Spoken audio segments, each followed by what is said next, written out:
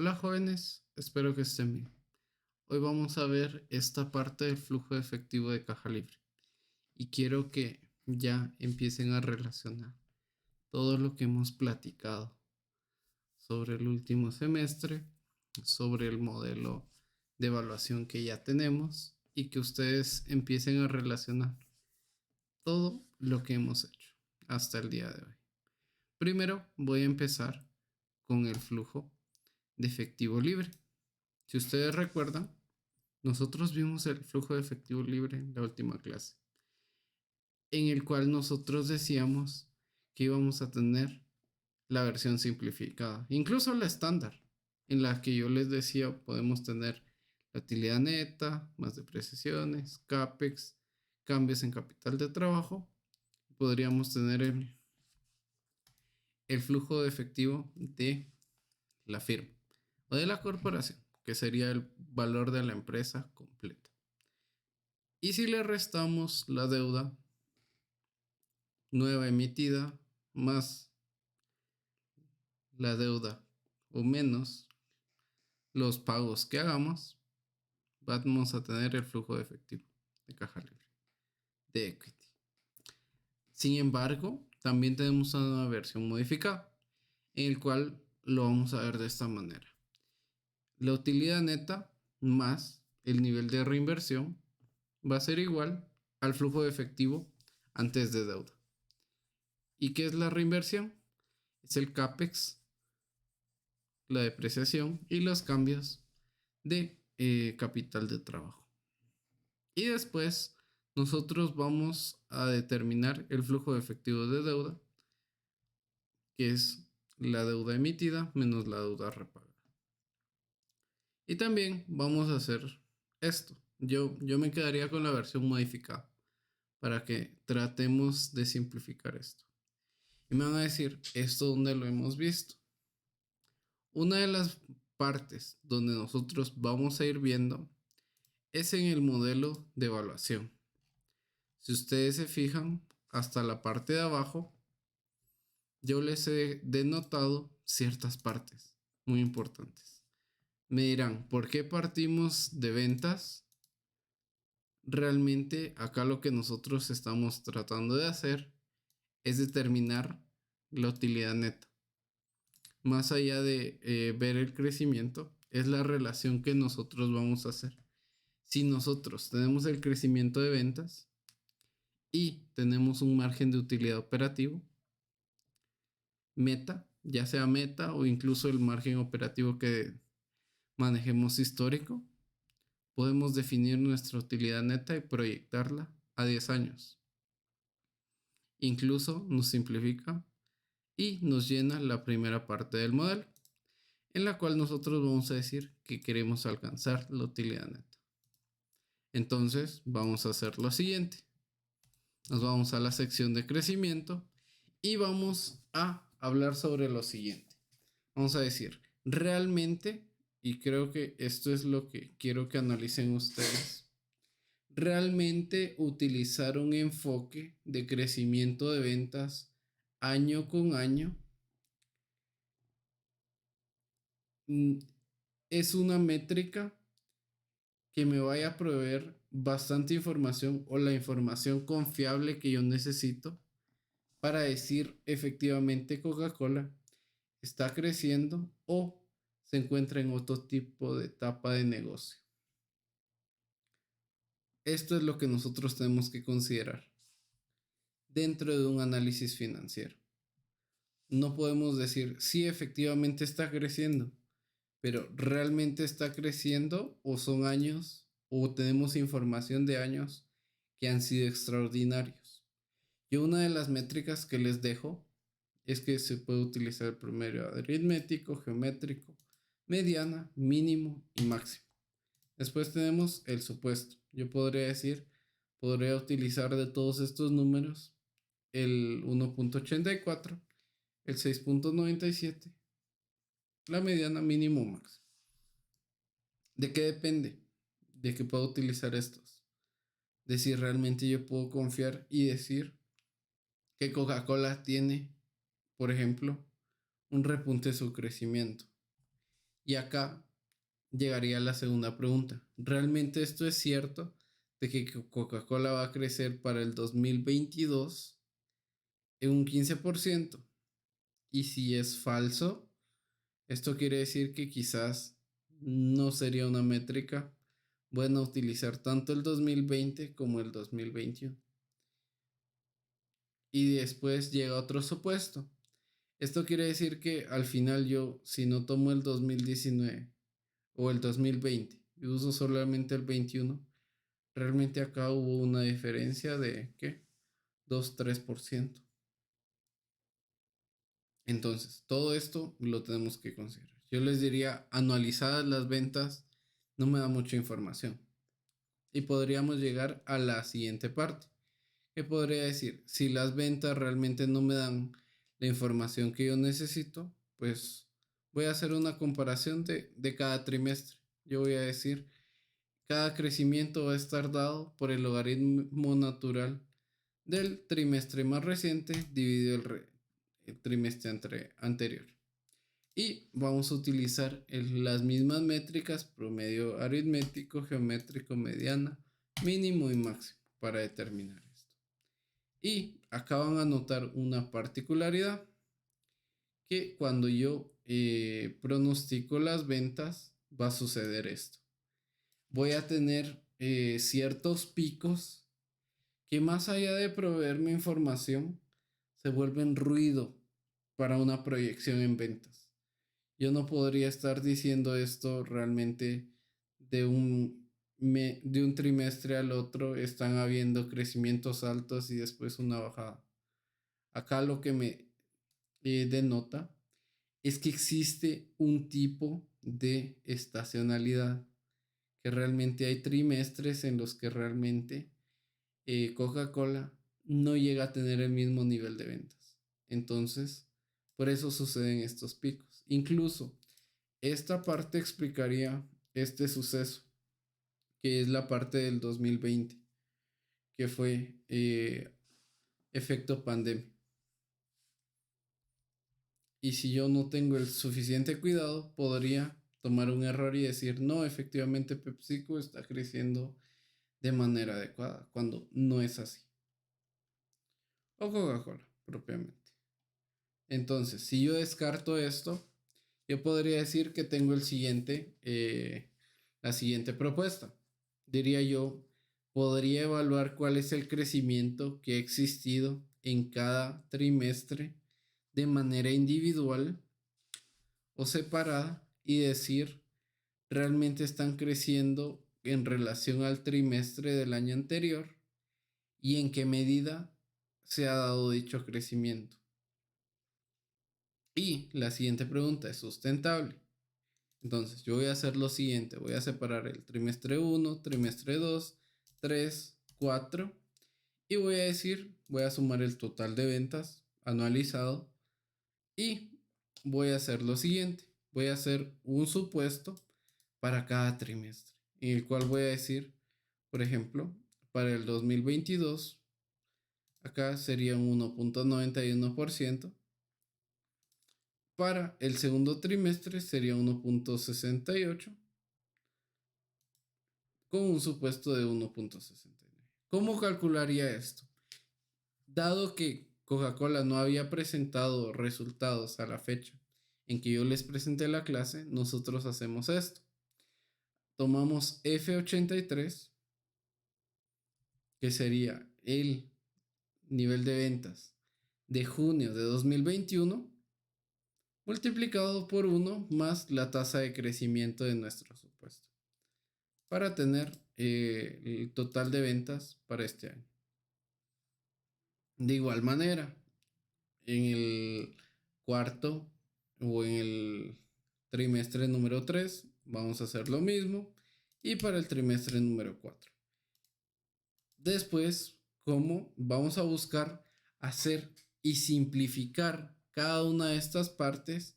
Nosotros vamos a decir lo siguiente: vamos a sumar los 4 supuestos o el dato real y los 3 supuestos para los para el segundo, tercer y cuarto trimestre, y vamos a decir, tenemos un total de ventas de 40.665,50.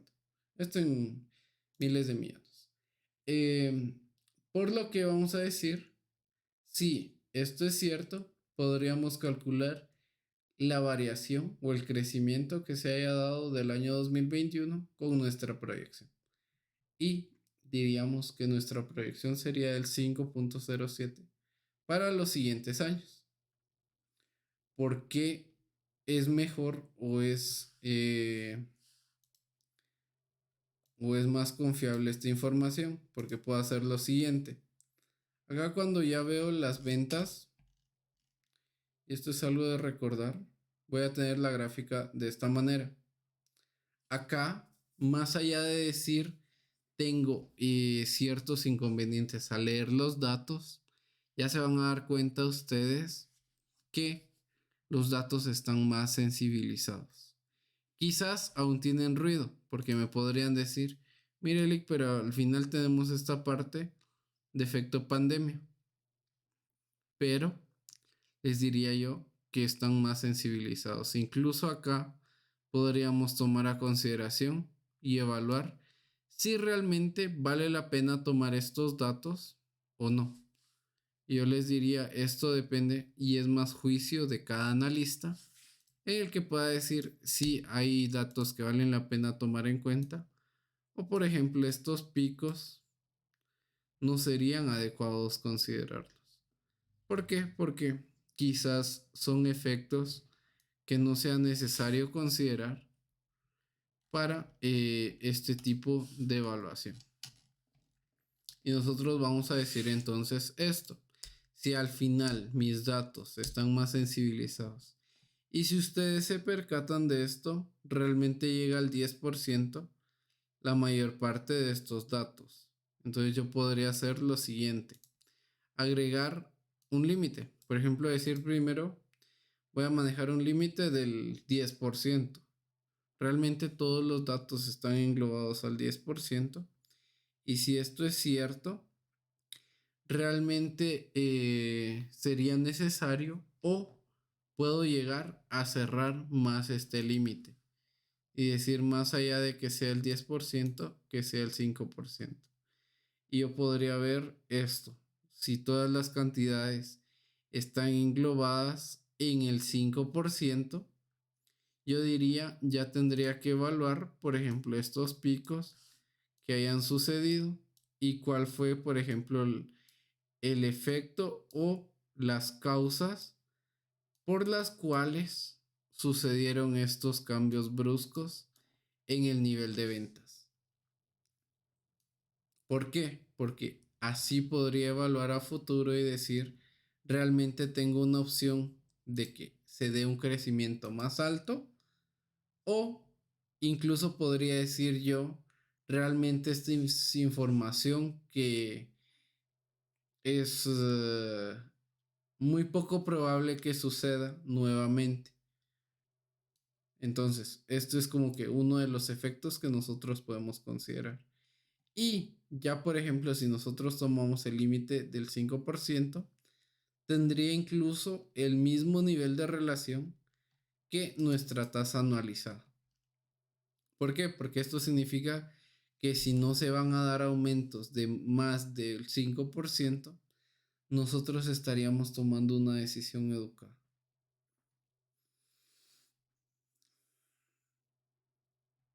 Porque no estaríamos tomando una decisión tan arriesgada y sería más conservadora que decir, por ejemplo, sería un 10%, porque acá, si yo ya tomo el 10%, diría, esto es más probable que suceda en ambas vías, tanto que se dé un decrecimiento del 10% como que se dé un aumento del 10%. Esa es como que la consideración que se debe tomar en cuenta.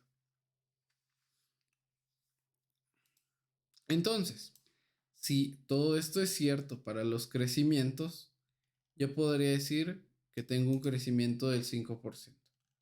¿Por qué? Porque va a ser un efecto o una decisión conservadora de mi parte como analista en la cual voy a decir si un 5% llega a ser más estable para este tipo de empresa.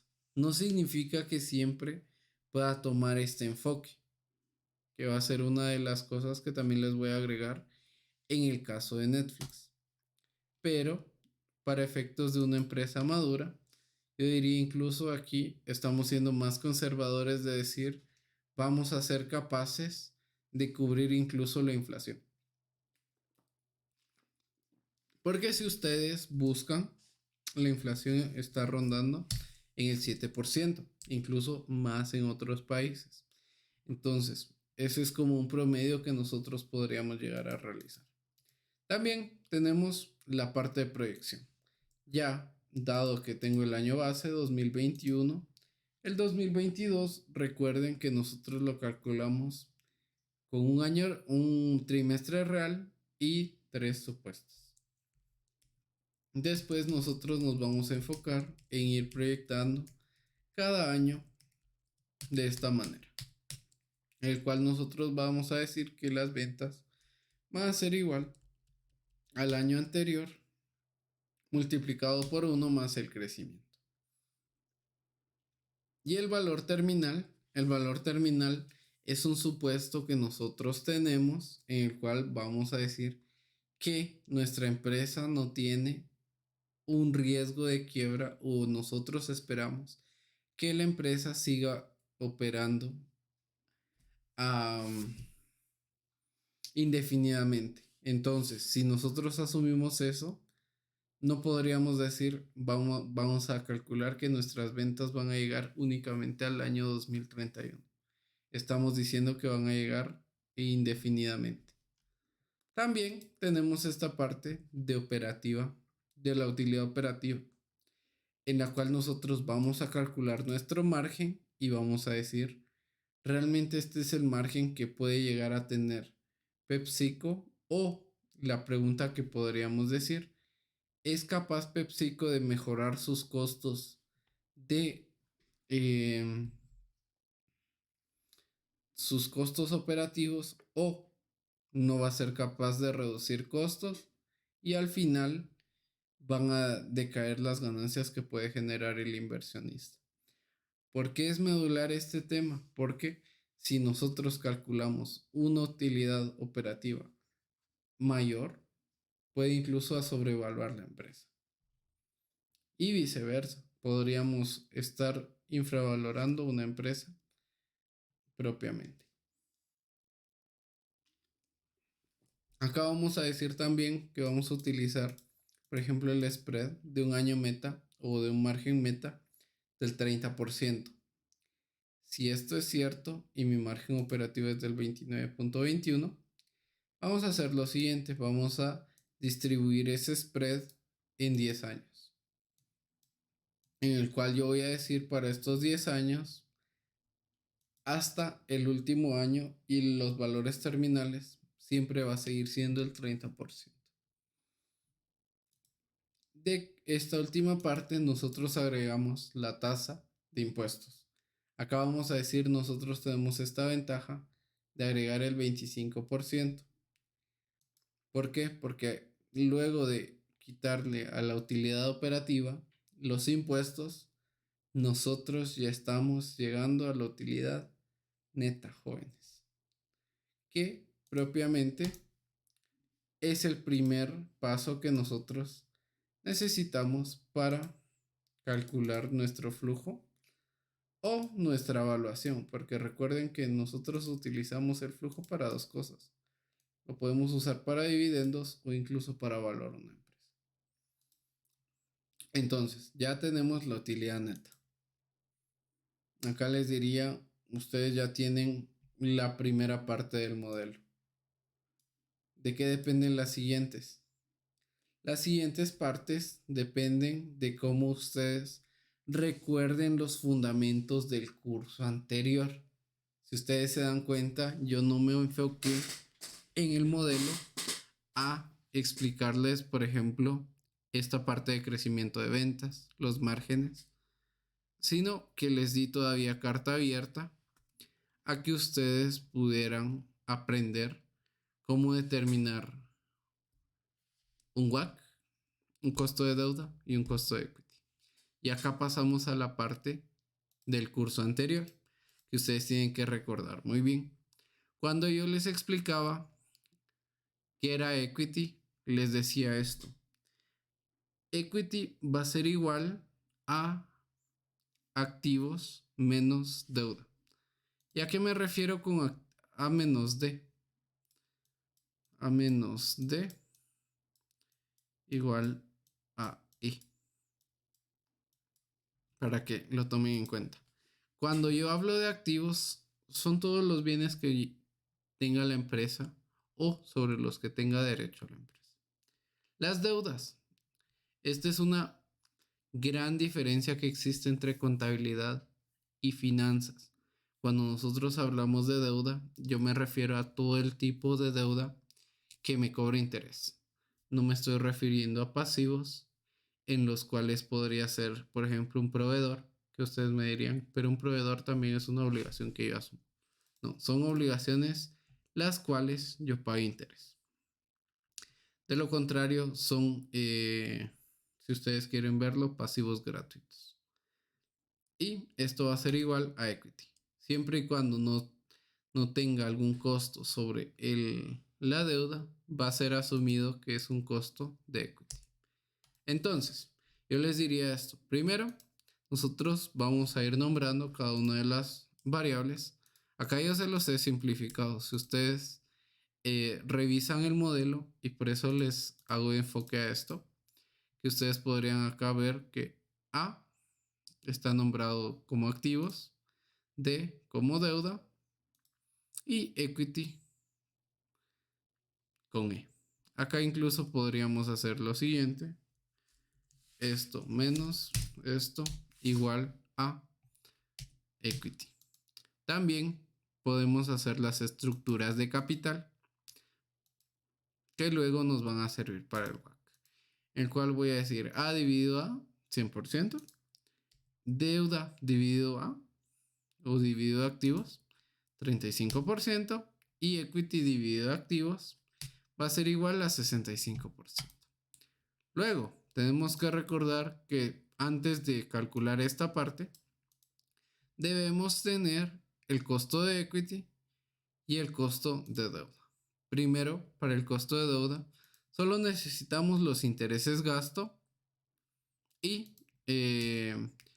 podemos ir propiamente a determinar lo siguiente, en el cual voy a decir los intereses gasto dividido la deuda que yo tenga va a ser igual a mi costo de deuda anual, que es igual al 4.04%. Y también el costo de equity, acá ustedes tienen que recordar el Capital Asset Pricing Model, en el cual nosotros vamos a decir lo siguiente. Yo tengo CAE y CAE va a ser igual a la tasa de libre riesgo más la prima de riesgo multiplicado por el beta de equity. Pero antes de calcular el beta o de calcular el CAE, ustedes tienen que tener el beta de equity o el beta apalancado. Entonces, primero les he dejado esta parte que ustedes pueden buscar el tipo de industria propiamente bajo esta medida y ustedes pueden hacer lo siguiente. Ustedes pueden buscar cualquier tipo de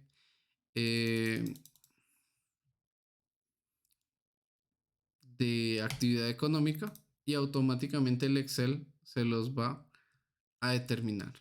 Sin embargo, recuerden que si ustedes no están utilizando la última versión del Office, les va a dar inconvenientes. ¿Por qué? Porque estoy usando fórmulas que son un poquito más actualizadas. Sin embargo, ustedes siempre pueden utilizar el, el Excel en web o incluso descargarlo, ya que ustedes cuentan con una cuenta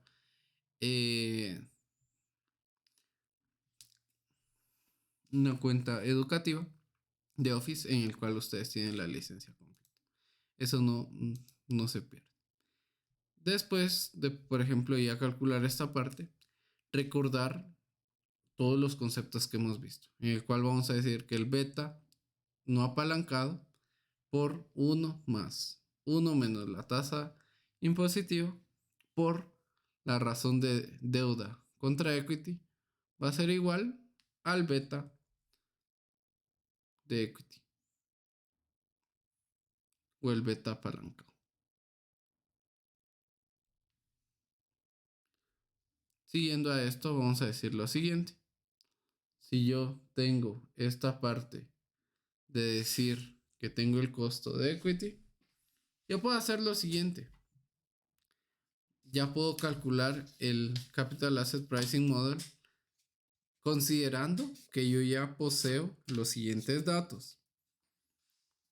Poseo el costo o la tasa de libre riesgo propiamente y también poseo la prima de riesgo bajo el criterio de Damodara.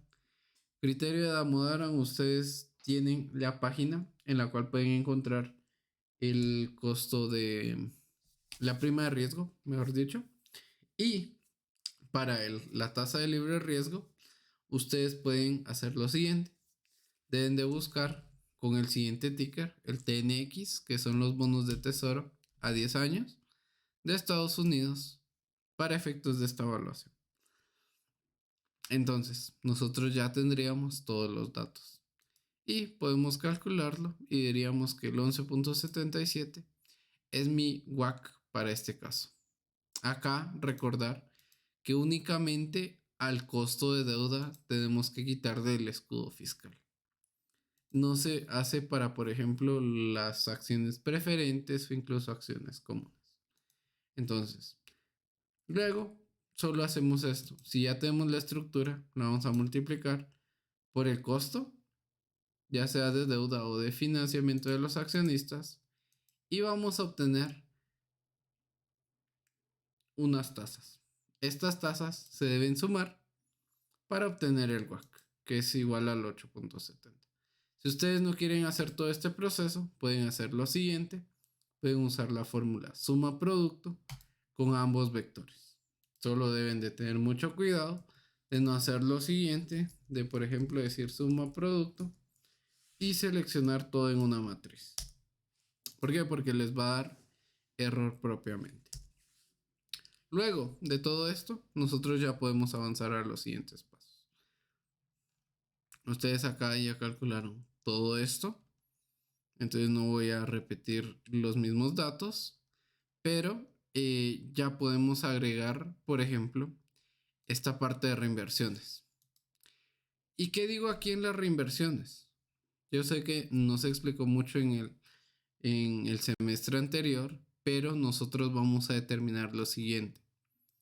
Si existe un crecimiento en las ventas, por ende yo voy a hacer un crecimiento o voy a reinvertir cierta parte del margen de ventas en gastos de capital. De lo contrario, no lo voy a hacer. Y acá estoy diciendo lo siguiente, voy a invertir la diferencia de mis ventas dividido la razón de ventas a capital de cada industria. Acá me estoy basando más en lo que hace cada industria. Y ustedes se han dado cuenta. Entonces esto va a suceder y por eso vemos el nivel de reinversiones. Y cuando nosotros sumamos ambas o restamos, porque recuerden, reinversión es un desembolso, pero eso no significa que pueda ser negativo o pueda ser una suma, mejor dicho. Nosotros ya tenemos el flujo de caja libre para la empresa, pero este aún no ha sido descontado, jóvenes. Recuerden eso. Este es lo que vamos a recibir nominalmente en esos años.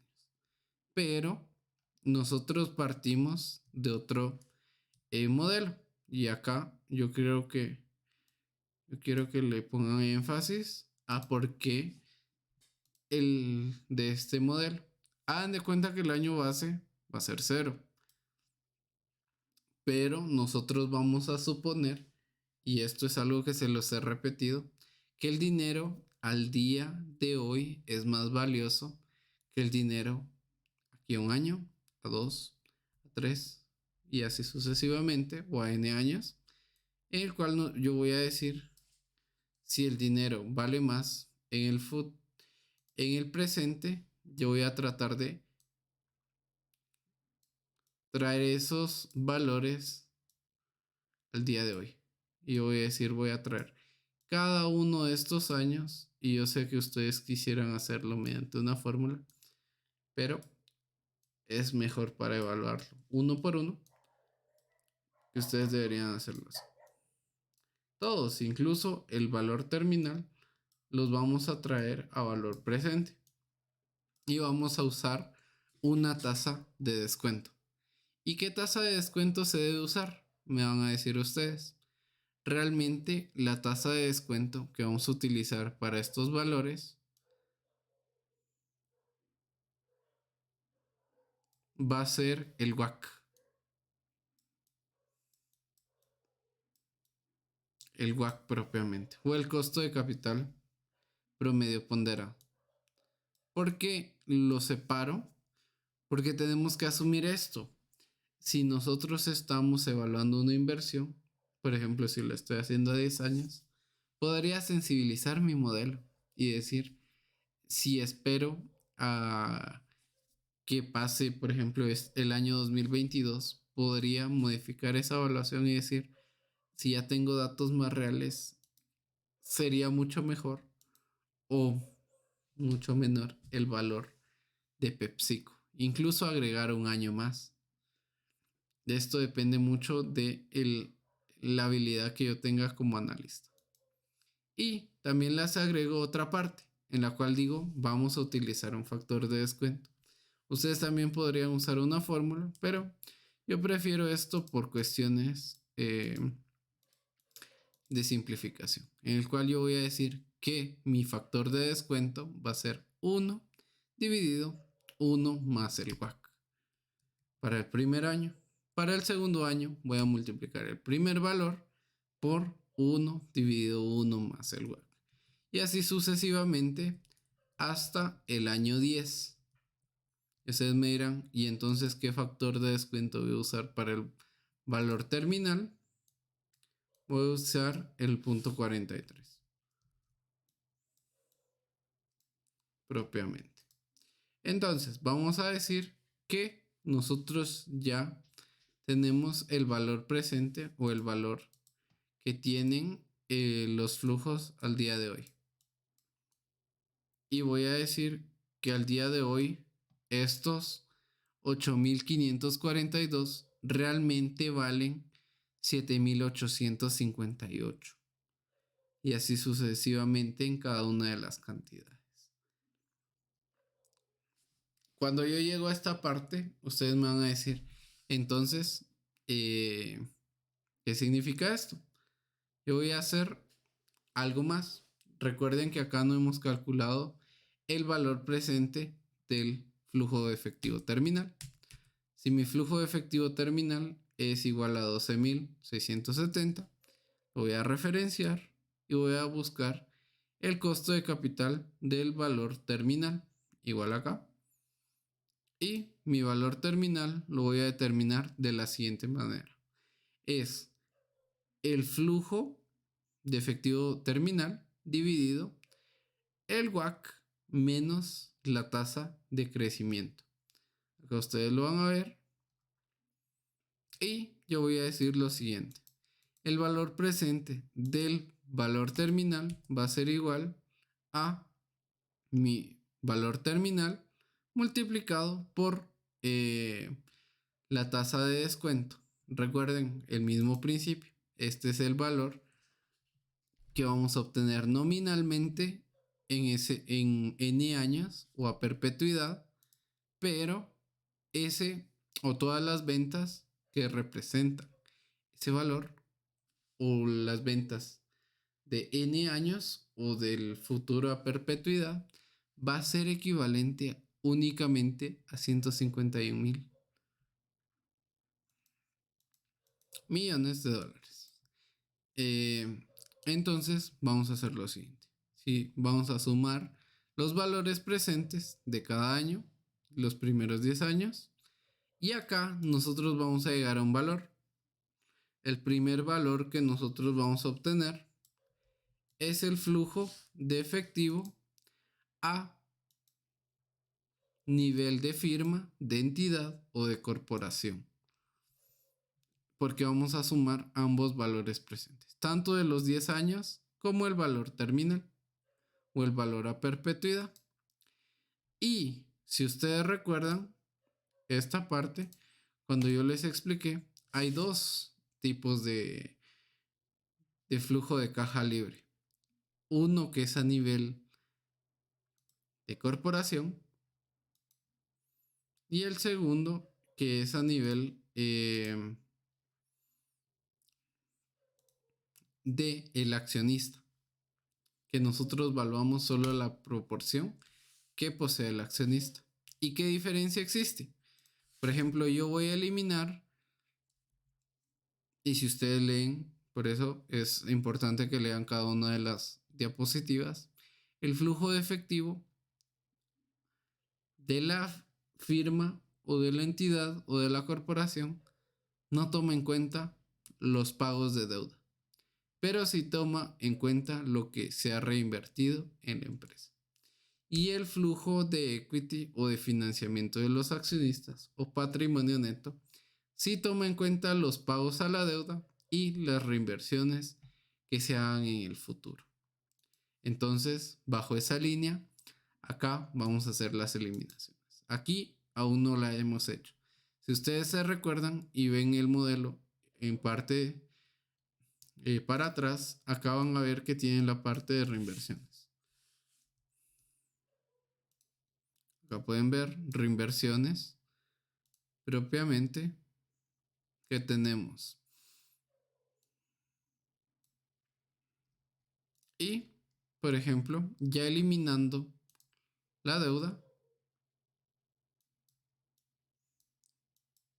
menos deuda y menos el efectivo. Ustedes me van a decir, Lick, ¿y por qué quitamos el efectivo?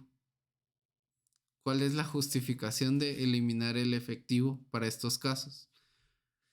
Y tiene una simple razón. Nosotros no vamos a evaluar el efectivo. Sí, un billete de $100. Yo sé que ese billete, su valor es de $100 propiamente. ¿Por qué? Porque es el efectivo inicial. Recuerden eso, es el efectivo que tenemos en el momento. Si ustedes leen el balance general, van a encontrar esta cantidad propiamente en el balance.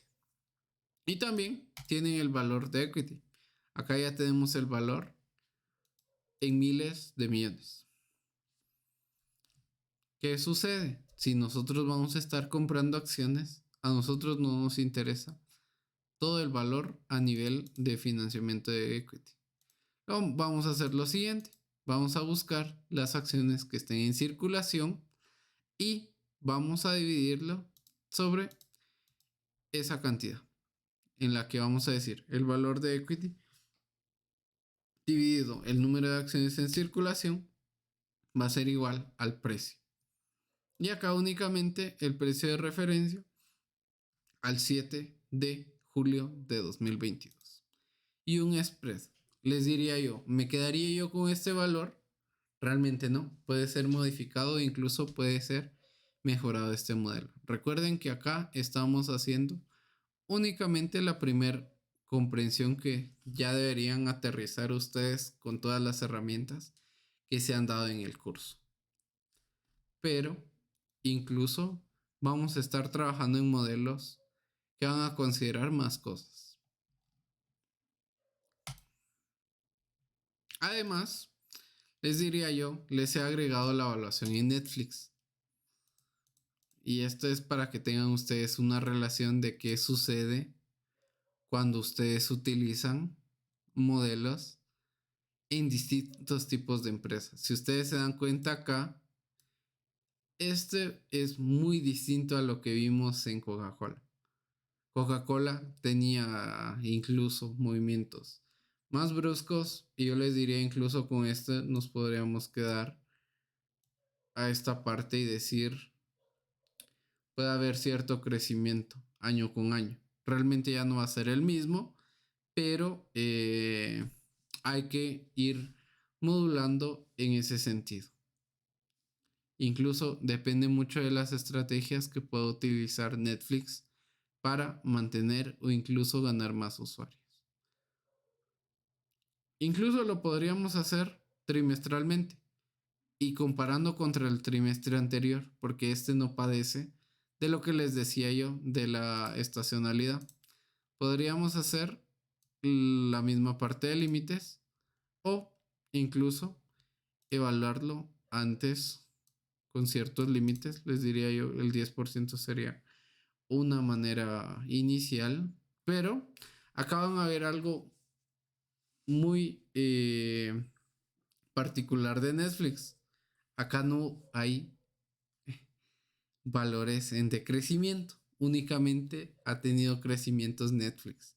Entonces, esta es como que la razón por la que es muy importante darle seguimiento a este tipo de empresa, porque acá estamos en tierra que no conocemos y les diría yo, es más valioso valorar Netflix que evaluar Coca-Cola, porque Coca-Cola es una empresa ya estable, es una empresa que no tiene ese nivel de preocupación que tiene Netflix, que al final debe de saber cómo mantener a sus usuarios y cómo llegar a ser rentable propiamente al mismo tiempo. Entonces les diría yo, acá no podría decir yo puedo tener el 10% en decrecimiento. Sin embargo, es algo que debería yo evaluar a futuro y decir, realmente está creciendo y lo podría hacer de esta manera. Por eso es que también es importante ir comparando y utilizando y no quedarnos solo con una métrica, porque les diría yo es más importante que nosotros podamos sensibilizar todo esto. Les diría yo, realmente en este caso valdría la pena que yo fije este límite y decir, no, Netflix no va a crecer más allá del 10% o del 15%. Yo creo que acá ya llega otra parte que aún no hemos visto y es esta de análisis técnico y son herramientas que nosotros también podemos utilizar. Aquí, más de enfocarme en toda esta historia pasada, trataría de enfocarme en todos los planes a futuro que pueda tener Netflix. Por ejemplo, les diría yo, todo lo que sucedió hasta este punto llega a ser irrelevante cuando son empresas de crecimiento, porque pueden depender de otras cosas. Y acá podría decir yo, podría evaluar más allá, decir, evaluar este sector y, por ejemplo, ya hacer predicciones. Y por eso es muy importante decir esto. ¿Realmente valdría la pena evaluar Coca-Cola o Netflix? Tengo más oportunidad de generar ganancias en una o en otra. Y son los riesgos que puede llegar a asumir cada inversionista. Yo les diría, esto es una de las razones por las que sí me gusta mucho evaluar Netflix. Incluso crea ciertos inconvenientes. Pero les diría yo, podemos hacer lo siguiente. Podemos ir creando ciertos crecimientos a nivel estratégico. Si yo sé que al final los siguientes años van a ser muy difíciles para Netflix, yo no trataría de creer que va a crecer en un 8-10%. Yo trataría de ser más conservador en ese sentido. Yo aquí diría, y por eso hago esta relación, yo utilizaría igual el 9.27. Pero cuando ya utilizo ese 9.27, yo diría, sí lo voy a utilizar, pero no para los primeros años.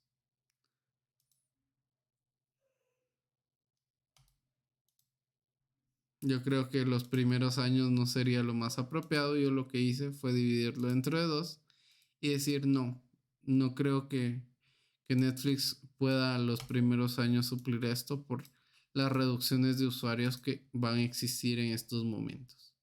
Quizás a futuro puedan remediar estas partes, pero no.